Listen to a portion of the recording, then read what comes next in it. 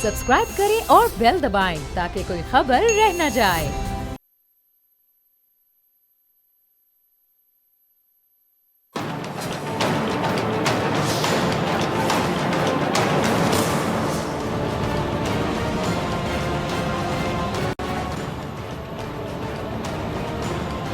अस्सलाम वालेकुम, मैं हूं डॉक्टर फ़िज़ा खान और मैं हूं पाकिस्तान। अक़वाम मुत्तहिदा की बेबसी, आलमी क़ुव्वतों के दोहरे मयार, मुहज़्ज़ब दुनिया पर हाकिम नाम नेहाद जमहूरी क़ुव्वतों की दोगली पॉलिसियों और पंजा यहूद में जकड़े ब्लैकमेल्ड आलमी माशी निज़ाम ने 8 अरब इंसानों की दुनिया में 0.2% यहूदियों को खुली बदमाशी का लाइसेंस टुक्किल दे रखा है। मलबों के ढेर पर बिखरे मासूम शीरख्वार बच्चों के टुकड़े, बेगुनाह नहते शहरियों के लाशें, अक़वाम मुत्तहिदा की दरख्वास्तें, बड़ी क़ुव्वतों की मुज़म्मतें और इंसानी हकूक़ के इदारों की मिन्नतें कुछ काम नहीं आ रही। इसराइली तैयारे बारूद लाते आते हैं और फिर कैलेंडर पर एक और स्याह दिन का इजाफा करके यूं पलटते हैं कि पीछे कटे फटे बदन, बच रहने वालों की आहें और जख्मियों की कुराहें, सिसकियां और एम्बुलेंसों के सायरन, मरने वालों के बिखरे आज़ा, न्यूज़ चैनल्स की हेडलाइंस और सोशल मीडिया की लहू भरी तस्वीर और तहरीरें रह जाती हैं। कल इन्हीं तस्वीरों में एक तस्वीर 2 साल की सबरीना की थी। कल उसकी सालगिरह थी, लेकिन वो नहीं थी। फूल सी वो बच्ची जिसकी लाइफ लाइन दूसरी सालगिरह का केक काटने से पहले ही इसराइली तैयारों ने काट डाली। सबरीना की फ़लस्तीनी सहाफ़ी माँ हिना ने कल सोशल मीडिया पर अपनी शहीद बेटी से मुखातिब होकर लिखा कि आज तुम्हारी सालगिरह है और मुझे तुम्हारी बहुत याद आ रही है। दुनिया की हर माँ की तरह मैं भी तुम्हारी सालगिरह के लिए बहुत बेचैन थी। मैं तुम्हारी हंसी सुनना चाहती हूँ, लेकिन नहीं सुन सकती। मुझे यकीन है कि तुम जन्नत में एक शानदार मकाम पर हो, लेकिन वल्लाह तुमसे दूरी बहुत मुश्किल है। सबरीना इसराइली फ़िरौनियत की पहली और आखिरी शिकार नहीं है। हिना के मुताबिक इस जंग में इसराइल 16,860 बच्चे शहीद कर चुका है। इतनी बड़ी तादाद, जिनमें 171 नौज़ायदा बच्चे थे, नौज़ायदा जिनकी उम्र चंद घंटे या चंद दिन थी, और 700 से ज़ायद बच्चे शीरख्वार थे और 36 वो थे जो भूख से बिलक बिलक कर ज़िंदगी की बाजी हार गए। नन्हे मुन्ने बच्चे। दुनिया भर में इसराइली फ़िरौनियत के ख़िलाफ़ एहतजाज हो रहा है, रैलियाँ, जलसे जुलूस हो रहे हैं, जिन्हें जूते की नोक पर रखते हुए नेतन्याहू जंग का दायरा बढ़ाता जा रहा है। अब गज़ा के बाद आप देख रहे हैं कि लबनान भी निशाने पर है। हिज़्बुल्लाह के सरबराह हसन नसरुल्लाह को बैरूत में उनके ज़ेर ज़मीन हेडक्वार्टर पर हमले में शहीद करने के बाद इसराइली तैयारों ने लबनान पर ताबड़तोड़ हमले शुरू कर रखे हैं। और गुज़िश्ता अगर 24 घंटों की मैं बात करूं तो 105 लबनानी शहरी शहीद हो चुके हैं और ये जो जंग का जो दायरा कार है ये बढ़ता हुआ दिखाई दे रहा है। इस हवाले से अगर मैं सवाल उठाऊँ कि जितने भी इंसानी हकूक़ की अलमबरदार तंजीमें हैं, इदारे हैं, ये चुप का रोज़ा रखे बैठे हैं, चुप लगाए बैठे हैं। ये अगर कुछ नहीं कर सकते हैं तो फिर अपने दफ्तरों को ताले क्यों नहीं लगा लेते हैं? इस बारे में बात करने के लिए मेरे साथ मौजूद हैं अब्दुल्ला हमीद गुल साहब। किसी तारुफ के मोहताज नहीं, बहुत शुक्रिया अब्दुल्ला भाई ज्वाइन करने के लिए, वक्त देने के लिए। अच्छा अब्दुल्ला साहब, सबसे पहले इसराइल ने लबनान के बाद यमन पर भी हमले शुरू कर दिए हैं। जैसा कि हम वक्तन फ़वक्तन इस बारे में बात कर रहे हैं और आपने इस हवाले से प्रोग्राम्स में बड़ा पार्टिसिपेट किया और आपने बहुत से प्रोग्राम्स किए मेरे साथ इस हवाले से।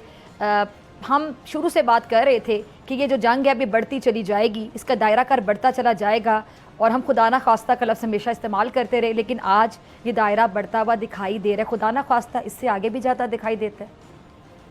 बिस्मिल्लाहिर्रहमानिर्रहीम। बहुत शुक्रिया डॉक्टर साहिबा। देखें डॉक्टर साहिबा, बात यह है कि बिल्कुल जैसे असेसमेंट थी कि बढ़ेगा, वो बढ़ रहा है, लेकिन इससे 2 किस्म के पहलू हैं जिनके ऊपर बड़ा गौर करना है। पहली बात यह है कि दुनिया में वाहिद मुल्क है जिससे इसराइल को ज़बरदस्त थ्रेट है, और दूसरा है हिंदुस्तान, जिसको पाकिस्तान जो है उनके लिए एक आंख नहीं भाता। मैं समझता हूँ कि पाकिस्तान को भी वो डिस्टेबलाइज करने की कोशिश करेंगे, जो कि पॉलिटिकली तो वो कर ही रहे हैं। आपने देख ही लिया कि वो टाइम्स ऑफ इजराइल हो या जेरूशलम पोस्ट हो, वो क्या लिख रहे हैं और किसके मुतालिक लिख रहे हैं। बहरहाल वो क्योंकि एक सियासी गुफ्तगू है और ये मुनासिब जगह नहीं है बात करने की। बहरहाल देखें, अब दूसरी बात यह है कि इसका खित्ता जो जब पूरा जो है वो लपेट में लिया जा रहा है, तो इसमें वो अरब ममालिक भी एक्सपोज हो जाएंगे जो कहीं ना कहीं खामोशी इख्तियार किए बैठे हैं। नतीजा ये होगा कि उनके अंदर एक पब्लिक अपराइजिंग जो है उसकी जो है एक कभी उम्मीद हो सकती है। और उसकी सबसे बड़ी वजह यह है कि जो सियासी हलचल है, अवाम के अंदर जो एक जज्बात हैं वो उभर रहे हैं, और हम देख रहे हैं कि एक अरब स्प्रिंग जो है, जैसे माजी के अंदर जो है हमने देखा, वो इसी तरह से एक अरब स्प्रिंग जो है वो ऐन मुमकिन है कि वो किसी लम्हे जो है वो हिट कर जाए। और क्योंकि जुल्म और सितम इतना बढ़ रहा है और खित्ते के अंदर तमाम अतराफ बढ़ रहा है, यानी कि लबनान की तरफ है, फिर उसके बाद आप देखें यमन के ऊपर हमला कर दिया, फिर उसके बाद जो है अभी इराक है, इसी तरह से शाम है, तो ये खित्ता जो है ये लपेट में आ रहा है। और फिर सबसे बड़ी बात यह है कि अभी ईरान के जो सुप्रीम लीडर हैं आयतुल्लाह खामेनाई को उन्होंने महफूज मुकाम पर मुंतकिल करना, मतलब ये है कि वो पहले जिस मुकाम पे थे वो गैर महफूज था, और ये एक सिक्योरिटी ब्रीच नजर आ रही है। इसमें कोई दूसरी राय नहीं है कि चाहे वो इस्माइल हनिया का मामला हो, चाहे वो अभी हमारे हसन नसरुल्लाह साहब का हो, या इससे पहले जो है ईरानी इंटेलिजेंस चीफ कासिम सुलेमानी का हो, या फिर इब्राहिम रईसी साहब का हो। इन सब के अंदर काली भेड़े मौजूद हैं। जो घर का भेदी है वो लंका ढा रहा है, वो इतलात दे रहा है, और इसमें कोई दूसरी राय नहीं कि इंटेलिजेंस एजेंसी इस टाइम पे जो मोसाद है वो बहुत सुपीरियर अंदाज में चल रही है। लेकिन जहां उनको ये आज मैं क्रेडिट दे रहा हूं, मैं उनको माजी के ऊपर लानत भी दूंगा।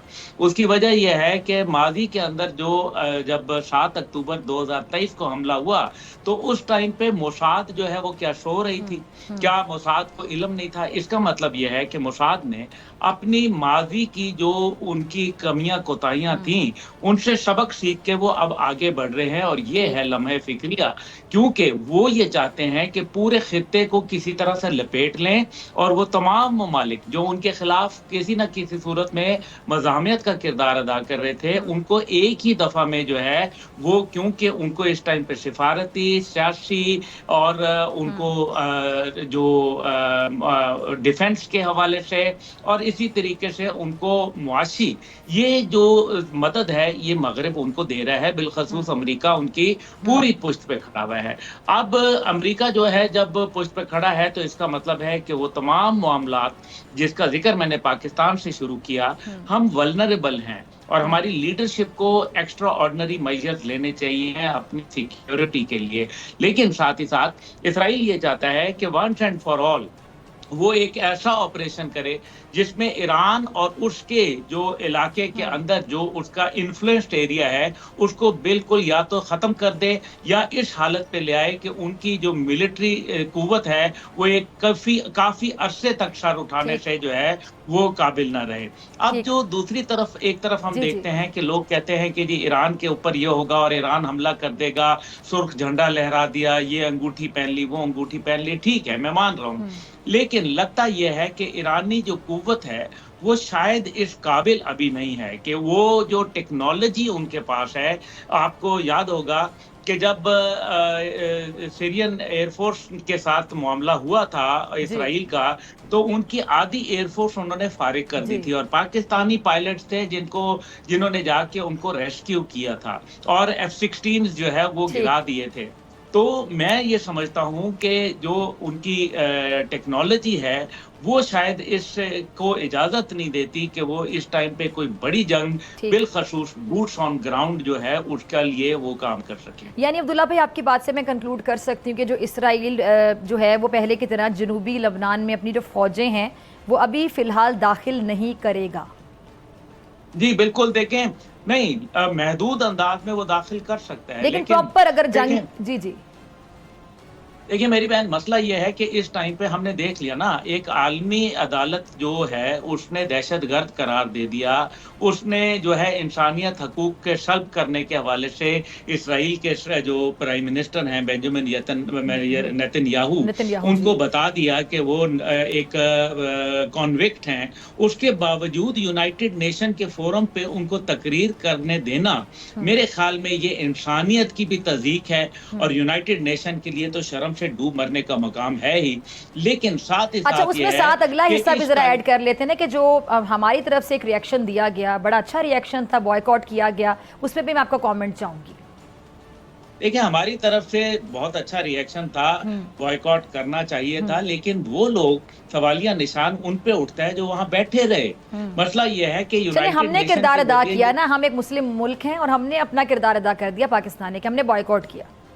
हाँ, हमने अदा कर दिया और मेरा ख्याल है कि मजीद भी इंशाल्लाह जब जब मौका मिलेगा, पाकिस्तान एक मजबूत मुल्क है, इसीलिए मैंने आपको पहले अल्हम्दुलिल्लाह। वक्त कहा कि पाकिस्तान उनका जो है असली निशाना है। ये बात हमें भूलनी नहीं चाहिए, क्योंकि दुनिया की वाहिद इस्लामी सुपर पावर पाकिस्तान है और पाकिस्तान को उनके लिए हमेशा एक कांस्टेंट थ्रेट है। इंडिया और इसराइल का जो गठजोड़ है, जिसको अमेरिका की आशीर्वाद हासिल है, ये खतरनाक कॉम्बिनेशन है और इसलिए बूट्स ऑन ग्राउंड तो मैं नहीं कहूंगा, लेकिन हैवी बम्बार्डमेंट, इसी तरीके से क्लैंडस्टाइन ऑपरेशंस, इसी तरीके से उनकी लीडरशिप को निशाना बनाना, चुन चुन के ये जो पेजर का हमला था, उसके बाद वॉकी टॉकी का हमला हुआ, सोलर सिस्टम पर हमला किया, ये तमाम इस चीज का अंदिया देते हैं कि उनकी टेक्नोलॉजी जो है वो उसको इंसानियत की भलाई के लिए नहीं बल्कि नुकसान के लिए जो है इस्तेमाल हो रहा है। और ऐसे वक्त में इसराइल जो है दरिंदा हुआ है, पागल हुआ है, वो रियासती दहशतगर्दी को अमल करते हुए किसी मुल्क के ऊपर भी हमला कर सकता है, किसी पर्सनैलिटी को निशाना बना सकता है, किसी को जरिए जो है वो डिस्ट्रॉय कर सकता है, या और उसको तमाम जो इस टाइम पे पॉलिटिकल और डिप्लोमेटिक बैकिंग है और कानूनी बैकिंग है, वो इस टाइम पे यूनाइटेड नेशन की शक्ल में अमेरिका और दीगर ममालिक उसके जो हमारी हैं उसको प्रोवाइड कर रहे हैं। अच्छा, एक और चीज़ अब्दुल्ला भाई, ये इसराइल का जो एक बड़ा पुराना एक प्लान है जिसपे वो बाकायदा काम भी कर रहे हैं, ग्रेटर इसराइल वाला, जो कि दरियाए नील से नहर फरात तक, मतलब एक बड़ी रियासत बनाने का इनका जो ख्वाब है, उस पर बाकायदा ये मनसूबाबंदी कर रहे हैं, प्लान कर रहे हैं। और ये अब ये जो जंग है, ये ज़ाहिरी बात है उसी प्लान का एक हिस्सा है। आपको लगता है कि अब ये इस प्लान पर अमल दरामद के लिए बहुत ज़्यादा संजीदा हो गए हैं कि अब ये करना है इन्हें? देखिए मेरी बहन, उन्होंने देखिए ना, क्राइसिस अपॉर्चुनिटी को क्रिएट करती है। एक क्राइसिस आया, उन्होंने देख लिया कि किस तरीके से जो है वो पूरा वेस्ट जो है उनकी पुष्ट पनाही पे आके खड़ा हो गया। खास तौर पे मैं सब वेस्ट को नहीं कहूंगा, लेकिन चंद जो इम्पोर्टेंट ममालिक हैं। पहली बात तो यह है कि यूनाइटेड नेशन में जब वीटो आप किसी को दे देते हैं, इसका मतलब यह है कि डेमोक्रेसी जो है वो तो बिल्कुल समझें उसका सत्यानाश हो जाता है, क्योंकि डेमोक्रेसी तो ये कह रही है कि इसराइल को जो है नकेल डाली जाए, लेकिन एक मुल्क आता है वो वीटो कर देता है। तो डेमोक्रेसी नाम की, जमहूरियत नाम की वहां कोई चीज नहीं है। दूसरी बात जो है ग्रेटर इजराइल का प्लान, क्या हम नहीं देख रहे मेरी बहन के वो शुरू दिन से अपने ग्रेटर इजराइल के नक्शे पे काम कर रहे हैं। और रजब तैयब एर्दोगान साहब ने पिछले साल यूनाइटेड नेशन के फोरम पे खड़े होकर बकायदा वो मैप दिखाया था जिसमें इसराइल बढ़ता चला गया और फलस्तीन जो है वो सुकड़ता चला गया। तो ये बात तो तय है। और जिस तरह से अभी आपने नील और फरात की बात कही और दजला की बात कही, तो ये तो उनकी कनेक्ट जो उनकी नेशनल असेंबली है, जिस तरह हमारे असेंबली के ऊपर ला इलाहा इल्लल्लाह मोहम्मद रसूलुल्लाह लिखा हुआ है, तो उनकी कनेक्ट पे ये वाज़े लिखा हुआ है कि हम दुनिया की उन तमाम जो ममालिक जो कि हमारे उस खित्ते के अंदर आते हैं, हम उन पे कब्जा रखने का और उस इलाके को वागुजार कराने का हम हक रखते हैं। और इसके लिए उनको लेजिटिमिटी जो है वो प्रोवाइड की जा रही है मगरिब की जानिब से। यानी कि ये तो बात तय है कि इसराइल जो है वो अमेरिका की एक प्रॉक्सी है, जो मुस्लिम के हार्टलैंड ऑफ मुस्लिम वर्ल्ड के अंदर उसको खड़ा किया गया। लेकिन यही वो इसराइल कहता है कि उनका जो एक सिरा है वो बलोचिस्तान तक जा मिलता है। ये भी मैं आपको बताऊं, ये उनके बकायदा उनकी जो किताबें हैं, उनकी जो थ्योरी है, उनकी जो आइडियोलॉजी है, उसके अंदर बलोचिस्तान का कुछ हिस्सा वो अपने अंदर रखते हैं। इसलिए पाकिस्तान जो है वो बहुत, पाकिस्तान को मेरे ख्याल में एहतियात करनी पड़ेगी। अच्छा, इसमें अब हम बात अगर करें कि इसका हल क्या हो सकता है, अक़वाम मुत्तहिदा की बात कर लें, सलामती कौंसिल, इंसानी हकूक़ के इदारे, अरब लीग की बात मैं कर लूँ, OIC, कोई भी नहीं रोक पा रहा अब्दुल्ला भाई किसी का भी कोई किरदार नहीं है। और मैं बड़ी माजरत के साथ यहाँ पे बात कहूँगी, जैसे कि कश्मीर के हवाले से हम बड़े प्रोग्राम्स करते रहे और आप बड़ा उसमें एज अ गेस्ट पार्टिसिपेट करते रहे, कि तब भी मैं अक्सर जुमला बोलती हूँ कि जो इंसानी हकूक़ की अलमबरदार चैम्पियन तंजीमें हैं, फिर इनको दफ्तरों पर ताले लगा लेने चाहिए। देखिए मेरी बहन, बात यह है कि अल्लामा का एक शेर है, मुझे बड़ा याद आ गया कि गुलामी में काम आती हैं न तदबीरें न शमशीरें, जो हो ज़ौक़ यकीन पैदा तो कट जाती हैं जंजीरें।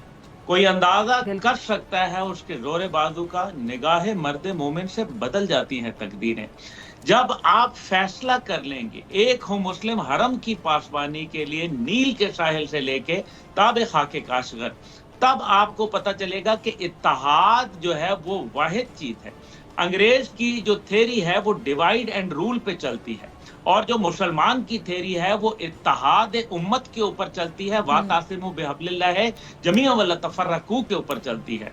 अब जब हम तफरके का शिकार हैं और हम ना उनको सियासी बाइकआउट कर पा रहे हैं, ना हम उनको जो है मुआशी बाइकआउट कर पा रहे हैं, ना हम उनको वो इस्लामी फौज जो है कहीं नजर नहीं आती।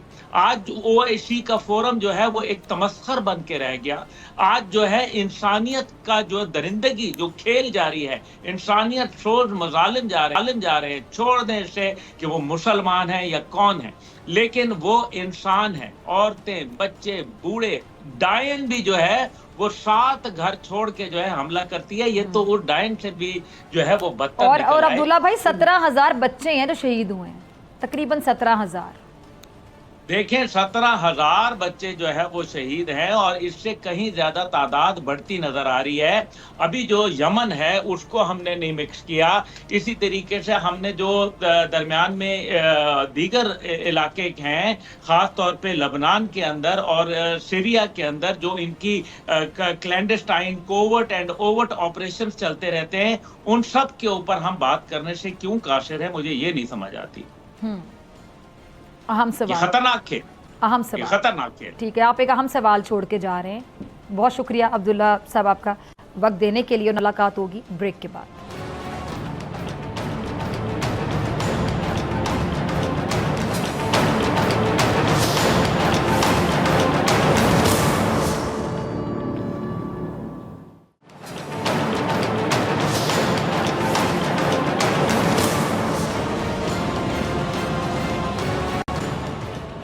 वेलकम बैक नाजरीन। पहले सवाबी, इस्लामाबाद, लाहौर और अब मियाँ वाली और फिर इस्लामाबाद की अगर मैं बात करूँ तो वहाँ पर पाकिस्तान तहरीक इंसाफ ने पंजाब के साथ साथ वफाकी हुकूमत पर दबाव बढ़ाते हुए इस्लामाबाद के डी चौक और मियाँ वाली में एहतजाज का ऐलान कर दिया है। डी चौक इस्लामाबाद में एहतजाज का फैसला बानी तहरीक इंसाफ ने खुद किया है। इतलात के मुताबिक अडियाला जेल में पार्टी रहनुमाओं से मुलाकात में बानी पीटीआई ने रावलपिंडी में एहतजाज खत्म किए जाने के हवाले से पूछा कि यह फैसला किसका था। आजम सबाती ने बताया कि बैरिस्टर गौहर ने एहतजाज खत्म करने की कॉल दी थी, जिस पर कप्तान ने बरहमी का इजहार किया और हुक्म दिया कि बैरिस्टर गौहर बुज़दिल आदमी है, उसे फारिग करें। कप्तान ने अपनी टीम से कहा कि आइंदा जुमे को डी चौक पर एहतजाज की कॉल दें, जो मर्जी हो जाए, चाहे 2 दिन लगें, हर सूरत में डी चौक पहुंचना होगा।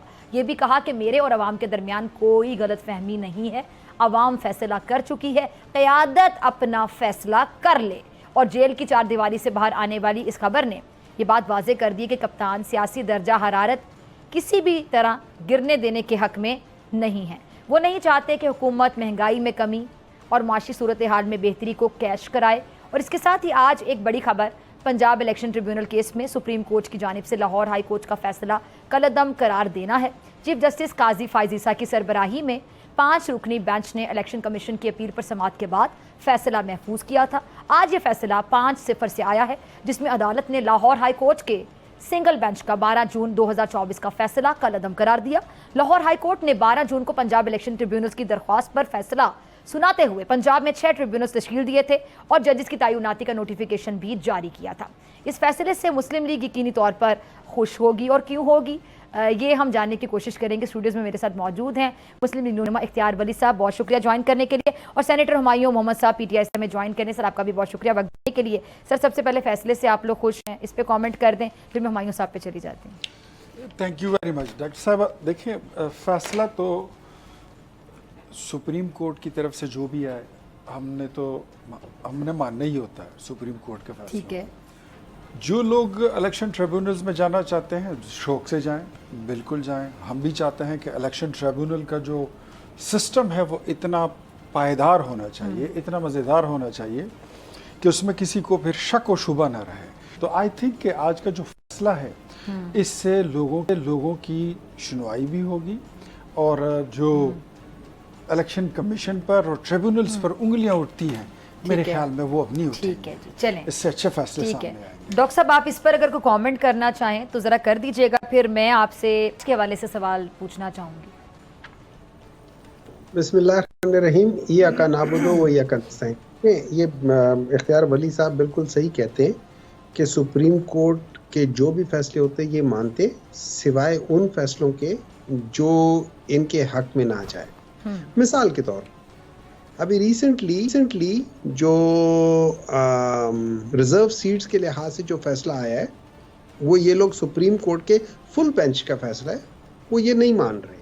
उसके लिए ये लोग लॉ को बेंड कर रहे हैं। उसके लिए ये लोग एक किस्म का चीज़ें ऐसे ला रहे हैं कि वो जो कमेटी है जो कि तश्कील करती है बेंचों को, उसको ये चेंज कर रहे हैं ताकि एक शख्स अपनी बायसिज्म के लिहाज से ऐसे लोगों को अपने साथ बिठा सके जो उनकी बायस के साथ फिट होता है। हालांकि चीफ जस्टिस ऑफ पाकिस्तान को एक वाज़िया सुप्रीम कोर्ट जस्टिस गुलजार साहब का डिसीजन है कि वो पीटीआई से रिलेटेड बेंचेस के ऊपर नहीं बैठ सकते क्योंकि उनका एक पर्सनल बायस है अगेंस्ट पाकिस्तान तहरीक इंसाफ। और इसको अगर आप देख लें कि जब से चीफ जस्टिस साहब किसी भी फैसले में किसी किस्म के फैसले में जहां वो तहरीक इंसाफ के, चाहे वो उनके लीडर हो इमरान खान या तहरीक इंसाफ इन जनरल हो, उनका हमेशा जो फैसला था या उनका हमेशा नोट था वो उनके खिलाफ था।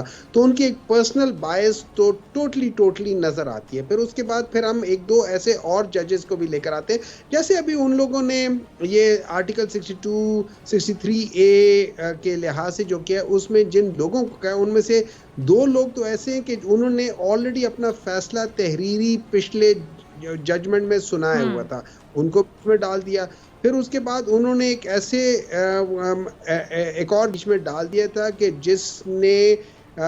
जिनके फैसले ने ये कहा हुआ है कि आप सुप्रीम कोर्ट के फुल बेंच का फैसला नहीं मानना, ठीक है। अच्छा। और ऑब्वियसली खुद तो है ही हैं, तो सही कहते हैं इख्तियार वली साहब कि बिल्कुल ये सब चीज़ें मानते हैं, सिर्फ ये कि थोड़ा बहुत ज़रा बाज़ जगहों पे शायद वो कहते हैं हाफ ट्रूथ या वो उससे ये फ़ायदा लेते हैं, एक्ट ऑफ ओमिशन कर जाते हैं बाज़ जगहों पे। चलें आगे चलते हैं। इससे पहले सर मैं आपकी तरफ आऊँ।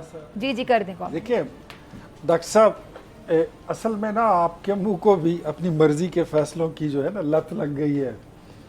जो साकिब निसार ने आपके मुंह का टेस्ट ख़राब किया है, जो उमर अता बंदियाल ने किया है, पनामा बेंच के कुछ जजों ने जो आपको फैसिलिटेट किया है, आपको भी कुछ मर्जी के जज और मर्जी के फैसले चाहिए होते हैं। जहाँ पर आप बात कर रहे हैं मखसूस नशिस्तों की, तो आप वहाँ पर फेवर मांग रहे हैं जहाँ पर आप फरीक भी नहीं हैं, जहाँ पर आपने प्रेयर भी नहीं लिया, जहाँ पे आपने मुतालिबा भी नहीं किया।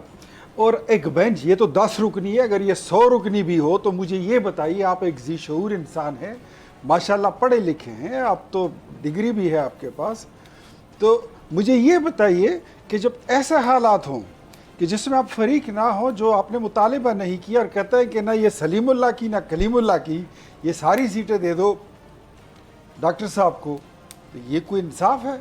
ये अगर 100 जज इसमें बैठे ना तो वो फैसला कबूल नहीं किया जा सकता। दूसरा एक बात इसके साथ ऐड कर लें कि वो हम नहीं है, वहाँ पर सुप्रीम कोर्ट एक तरफ है तो दूसरी तरफ इलेक्शन कमीशन ऑफ पाकिस्तान है, और तीसरी कुव्वत उसमें जो है वो आपकी पार्लियामेंट है। अब ये भी तय करना है, आपने भी तय करना है कि पार्लियामेंट सुप्रीम है या जो सुप्रीम कोर्ट है वो सुप्रीम। चलिए, आपका पॉइंट आ गया डॉक्टर साहब। इससे पहले मैं आपका कमेंट लूं, मुझे एक चीज पूछनी है कि जैसे इख्तियार साहब ने कहा आप तो पढ़े लिखे भी हैं, ये सियासतदान एक दूसरे को कहते हैं आप तो पढ़े लिखे भी हैं, मतलब बाकी सब क्या पढ़े लिखे नहीं होते? स्पेशल क्यों कहा जाता है किसी एक को, क्या आप तो पढ़े लिखे भी हैं?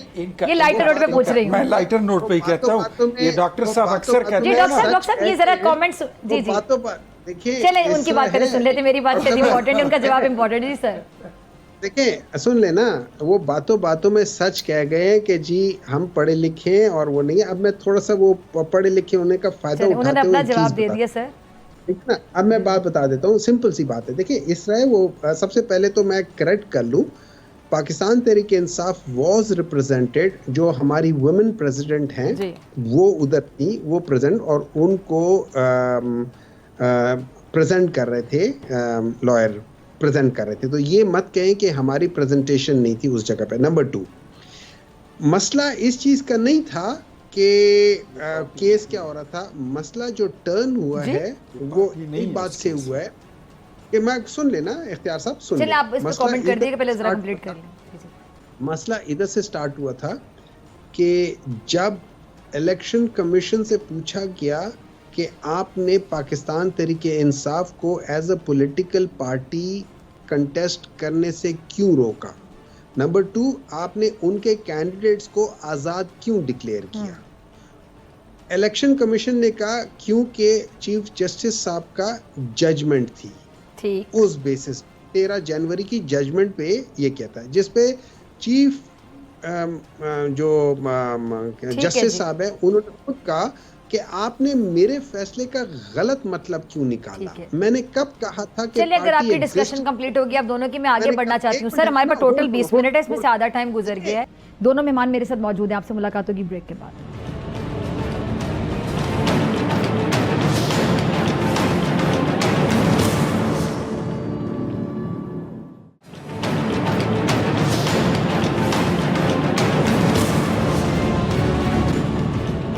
ब्रेक के बाद खुशामदीद। ये जो बानी चेयरमैन पीटीआई ने बैरिस्टर गौहर साहब के हवाले से कमेंट्स दिए हैं, बड़ी बरहमी का इजहार किया। उन्होंने कहा कि बैरिस्टर गौहर बुज़दिल आदमी है, उसे फारिग करें, और फिर आइंदा जुमे को डी चौक पर एहतजाज की उन्होंने कॉल दी। उन्होंने कहा जैसे भी पहुँचें, जो मर्जी हो जाए, चाहे 2 दिन लगें, पहुँचें तमाम लोग। तो ये बैरिस्टर गौहर पर इतना गुस्सा उन्हें, और उन्होंने उनको बुज़दिल ही कह दिया।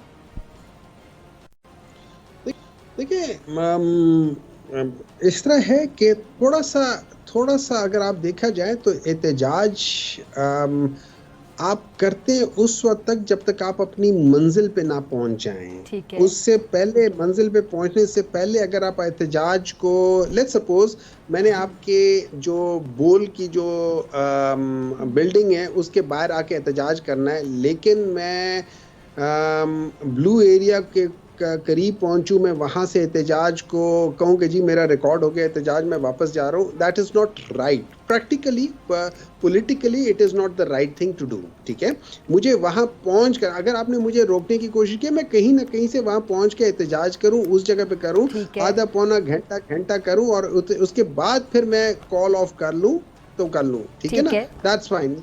आई need to reach, for example मिसाल देता हूँ, 25 मई को हम लोग चले थे, जब हम लोग तकरीबन आधा किलोमीटर दूर रह गए थे डी चौक से, वहाँ पे इमरान खान ने खुद कह दिया था कि अब मैं यहाँ से करता हूँ, लेकिन there was nothing between him and the D Chowk. ठीक है, he could easily walk over there, लेकिन वहाँ से उन्होंने कर लिया क्योंकि वो रिकॉर्ड एक खास हद तक ले आए थे। ठीक है, कोई मसला नहीं है, लेकिन आप ये कहना कि आप वहाँ पहुँचे ही नहीं और आप उसको कर लो, तो वो किसी हद तक क्वेश्चनेबल हो जाती है।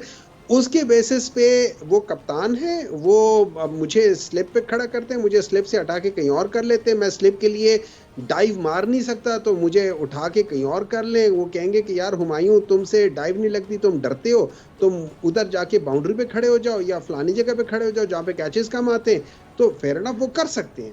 आई think that's the very fair thing to do कि आप उनको जरा रीशफल कर लो, और वो उनका तो बड़ा अच्छा वो तरीका होता है, वो हाथ यूं करके एक को इशारा करते इधर और उधर कर लेते हैं, but that is how it is. So yes, मैं समझता हूँ कि एहतजाज तो होना चाहिए। एहतजाज इसलिए होना चाहिए कि ये जो जिस तरीके से इस वक्त मुल्क चल रहा है ना, जिस तरीके के इस वक्त हम लोग लॉज बना रहे हैं कि जिसमें हम लोगों को डिटेंशन में लेकर जाते हैं इनडेफिनेट पीरियड के लिए, पता नहीं किस किस्म के केसेस बन जाते हैं। तो मैं एक पैरेलल ड्रॉ करना चाहता हूँ। जब इख्तियार वली साहब ने मुझे पढ़ा लिखा कह दिया है, तो फिर मैं एक चीज को ड्रॉ करना चाहता हूँ, पैरेलल ड्रॉ करना चाहता हूँ हिस्ट्री में जाके। इस तरह था कि ब्रिटिश इंडिया के टाइम में 1919 में एक लॉ बना था। उस लॉ के लिहाज से वो लोग जो कि उस वक्त आज़ादी के लिए कर रहे थे, उसमें एक आया था कि प्रिवेंटिव इनडेफिनेट डिटेंशन लॉ बना था, जिसमें जो लोग आज़ादी के लिए जा रहे थे ना, उनको पकड़ के वो लोग अंदर कर देते थे और काफी देर तक अंदर करते थे, किसी को पता भी नहीं होता था। सही वही चीज आजकल ये हुकूमत कर रही है। अच्छा, उसमें ये हुआ था कि मैं आपको थोड़ा सा बताता हूँ, जैसे जब मॉडल टाउन का केस हुआ था और वहाँ पे लोगों ने एहतजाज किया था तो गोलियां चली थी। इसी तरीके से 1919 में भी जब वो लोग उस लॉ के अगेंस्ट एहतजाज करने आए थे और एक जगह जमा हुए थे, तो उस वक्त की ब्रिटिश राज जो थी ना, वो जो गोरी जो वो थी, उस जमाने में गोरी सरकार थी, आजकल चोरी सरकार है। थोड़ा सा ही फर्क है, जी और चे का थोड़ा सी फर्क है। तो उन्होंने भी उधर गोलियां मारी थी। वो एक बड़े नाम से मशहूर है, उसको कहते हैं जुलियन वाला बाग की ट्रेजेडी, द मैसेकर। बिल्कुल इसी तरीके से जैसे ये मॉडल टाउन में मैसेकर हुआ था, ये उसी तरीके से। चलिए सर आगे चलते हैं। ठीक है, अगर आप 1919 में आप चले गए, आजकल ठीक है, अब 24 में आ जाते हैं। मुझे कुछ इन्होंने पढ़ा है, उन्होंने सब कुछ हमें आज पढ़ा सर आपने कहा ना कि पढ़े लिखे हैं, तो उन्होंने बताया ना। लेकिन डॉक्टर साहब ने कहा कि आपने उनको पढ़ा लिखा इसलिए कहा कि आप लोग अपने आप को पढ़ा लिखा नहीं समझते। इस पे आपका कमेंट रह गया। नहीं, ये मेरे ख्याल में उनकी उन्होंने इस तरह नहीं, मैंने कहा मैं आपको पूरा हक दूं, उन्होंने इस तरह मौका दूं कि आप अपना। सर आपने यही जवाब दिया था डॉक्टर साहब। आपने इस बात को क्या कैसे समझा था, जरा दोबारा दोहरा दें। देखिए डॉक्टर साहब, बात ये थी, आप वो सब कुछ कह गई हैं जो लोग समझ गए। आपने ये बोला है ना, मैंने एग्जैक्टली आपके जुमले को कोट किया है जो आपने 16-17 में नहीं था। आपने सब कुछ कह दिया, तो इसे मुझे बोलने की जरूरत नहीं। वली साहब आपको पढ़ा लिखा क्यों कह रहे हैं ना, कि आप क्या सिर्फ आप पढ़े लिखे हैं? तो उन्होंने कहा कि वो उनको लगता है कि उनकी पार्टी पढ़ी लिखी नहीं है। मेरे कहने का मतलब ये था इनको। लेकिन मेरा आज एक लाइटर नोट पे आज मेरा सब सियासतदानों से सवाल है कि आपने कहा, इस अक्सर प्रोग्राम में कह देते हैं कि चूंकि सामने वाला जो मेहमान इस टाइम पे बैठा है मुखालिफ पार्टी से, ये पढ़ा लिखा है, यानी आपको लगता है कि बाकी पढ़े लिखे नहीं होते, ये कम पढ़े लिखे होते हैं? क्योंकि सियासतदान तो सारे पढ़े लिखे होते हैं। ये अक्सर ये डॉक्टर साहब को पता है कि मैंने ये बात की, मैं बताता हूं, ये अक्सर कहते होते हैं ना कि हमारा कप्तान कहता है कि एक तो ये पढ़े लिखे नहीं है, दूसरा ये फिर सीखते नहीं है। ये बात ये अक्सर ये जुमला ये कहते थे। तो आज मैंने खुद उनको कह दिया कि आप पढ़े लिखे हैं, मैं मान लेता हूँ, लेकिन आपकी पढ़ाई इतनी है। अब आप सुन लेना, मैं राइटर नोट कह रहा था, अब आप इतने पढ़े लिखे हैं कि आप या कनाबुदु या कनस्ताइन तो कह देते हैं। चलिए सर आगे चलते हैं, टाइम की कमी है। इनके कप्तान तो डी चौक पे एहतजाज का कह रहे हैं। ए दिन सिरातल मुस्तकीमा से आगे ये फिर जाते नहीं है, ये वलद वालीम तक जाते नहीं है। साहब वो कह रहे हैं, अच्छा मैं आता हूँ, देखिए टाइम की कमी है, आप ये मेन चीज रह जाएगी। उनके कप्तान कह रहे हैं कि एहतजाज करना है डी चौक पे, आपके कप्तान इजाजत देंगे? देखिए, ये सबसे पहले तो ये देखना होगा कि इनका एहतजाज क्यों है। जब भी कोई एहतजाज होता है तो आपको पता होता है कि इसका मोटिव क्या है, इसकी रीजन क्या है, आपके मुतालिबात क्या है। मेरे ख्याल में ये डॉक्टर साहब को भी पता नहीं है कि ये एहतजाज के लिए जाएंगे। क्यों है? वन लाइन में जरा बता दें कि एहतजाज में क्या सिंगल मुतालिबा क्या है। थोड़ा मुझे तो बोलने देना, आपने तो सारा टाइम उनको दे दिया। अच्छा, ये इनको एहतजाज का भी नहीं पता, मैं बताता हूँ।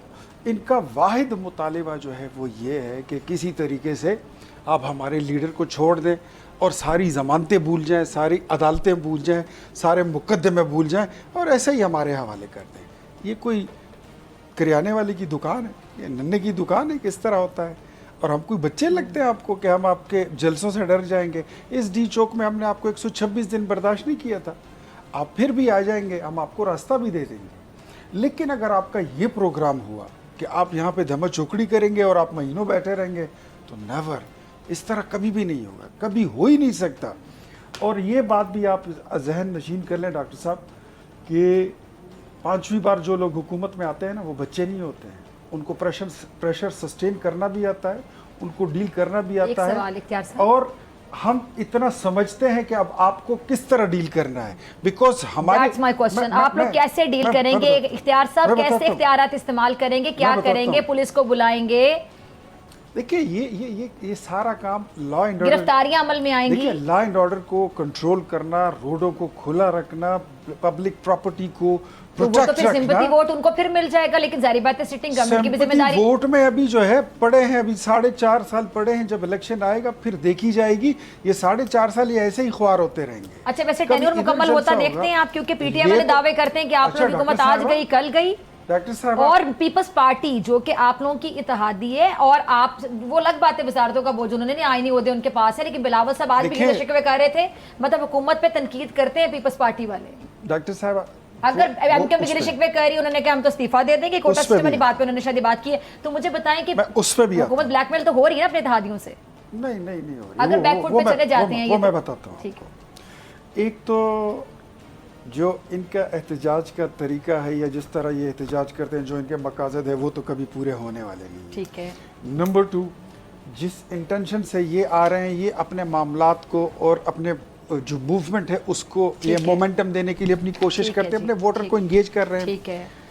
वो इनका होना नहीं है। आप क्या करेंगे? सिर्फ कभी अपना भी ये नहीं। खबर दें कि अब ये अगर आते हैं, जुमे का बोला उन्होंने, आज पीर है, जुमे में ज्यादा दिन नहीं, उन्होंने कहा 2 दिन लगे एक बस आएं। सवाल- क्या करेंगे आप लोग? एक सवाल हुकूमत मेरी का क्या तरफ प्लान से, है? एक सवाल मेरी तरफ से आप इनके सामने भी रखिएगा। जी जी, मैं रख देती हूँ, जी कि बताइए। 8 सितंबर को अली अमीन गंडापुर ने और इनकी पार्टी ने ऐलान किया था कि हम अडियाला जेल पर लश्कर कशी करेंगे। उसका क्या बना? 15 दिन उसको गुजर गए। एक नंबर 2, चलिए, वो तो टाइम ऊपर चला यहाँ गया। पर इसको डील करना, अगर ये लोग पॉलिटिकल लोग होंगे और पॉलिटिकल तरीके से बिहेव करेंगे तो हम इनको सर उन्होंने साथ ये भी प्यार जैसे बोला से है कि deal अब हम कर- दूसरे तरीके से आएंगे, वो नहीं सुना? दूसरे तरीके से आएंगे तो फिर इनको हम पिज्जा और बर्गर पेश नहीं करेंगे, फिर जिस तरह डील करना होगा उसी तरह डील कर लेंगे। और हमें अच्छा, आता यानी है, ऑप्शंस में पिज्जा बर्गर पेश करना भी था, ये भी आप खबर ये दें। भी है। अच्छा, ये भी तो है। बड़ी खबर है लाइट अगर नोट ये- पे। अगर ये- वो कौन सा तरीका है अगर डॉक्टर ये हुमायूं मोहम्मद, जिसमें सियासी आपको पिज्जा तरीके से- बर्गर पेश होंगे? अगर ये नून सियासी लीग की तरीके तरफ से आएंगे, सियासी तरीके से आएंगे ऐसा है। तो देंगे, बिल्कुल वो देंगे। कहते हैं ना, वो कहते हैं चोर चोरी से जाए, हेरा फेरी से ना जाए। वो कीमे वाले नान से सर वो अब ये आपको पिज्जा बर्गर की न्यूज़पेपर पेशकश आके कर रहे हैं, आप पाकिस्तान को उसमें- चोर और इस तरह की लेकिन बातें देखिए, कर रहे हैं, होना वो ये आपकी है- मेहमान नवाजी की होना बात ये कर है- रहे हैं। इनकी सुनिए, सारी सुनिए, पढ़ाई लिखाई होना जो है ना ये है- इधर आके खत्म हो जाती है कि ये पीटीआई का हिस्सा है।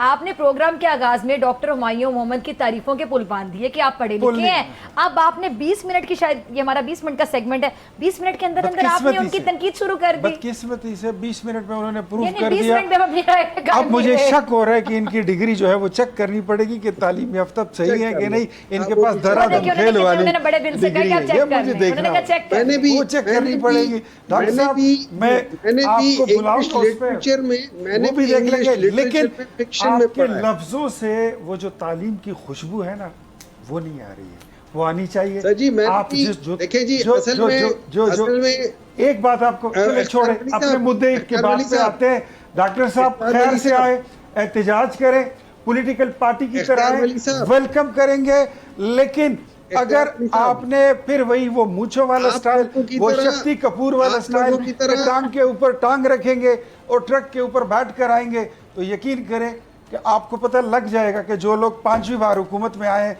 वो फिर किस तरह डील करते हैं। और हमें पता है इस तरह- कि आपने इस तरह- जो लोग कहते हैं ना, मुसीबत यह है अगर कोई आपको नहीं जानता तो मैं इसलिए जानता हूं क्योंकि मैं गुज़श्ता 11 साल से आपकी हुकूमत को खैबर पख्तूनख्वा में देख भी रहा हूं, भुगत भी रहा हूं।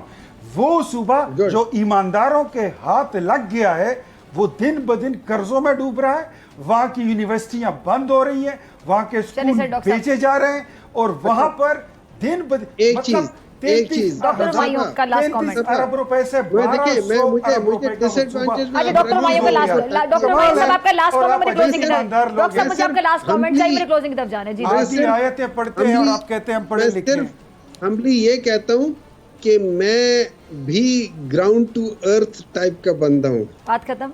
बहुत शुक्रिया दोनों मेहमानों का। आज मुझे दीजिए इजाजत, आपसे मुलाकात होगी इंशाल्लाह कल सेम टाइम सेम चैनल। अगर जिंदगी ने वफा रखिएगा, अपना बहुत ख्याल रखिएगा। अल्लाह ने के बाद।